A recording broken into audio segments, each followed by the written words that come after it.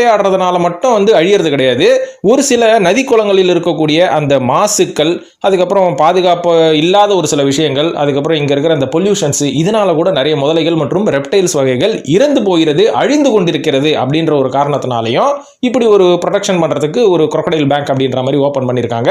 இந்த crocodile பேங்க்ல பாத்தீங்கன்னா 3 வகையான crocodiles வந்து இங்க வந்து பராமரிக்கப்படுகிறது. ஒன்னு வந்து இந்த சால்ட் வாட்டர் crocodile அப்படின்னுவாங்க, அதுக்கப்புறம் மக்கர் அப்படின்ற ஒரு அரிய வகை, அதுக்கப்புறம் கார்கில் அப்படின்ற மாதிரி இன்னொரு அரிய வகை. கார்கில்னு சொல்ல முடியாது, கேரியல் அப்படின்னு நம்ம சொல்லலாம். இந்த கேரியல் crocodiles இது எல்லாமே வந்து இங்க பக்காவா பாதுகாக்கப்படுது நண்பர்களே.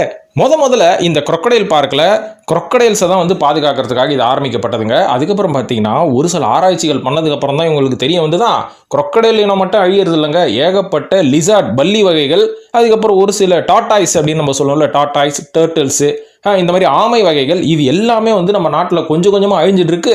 ஸோ crocodileோட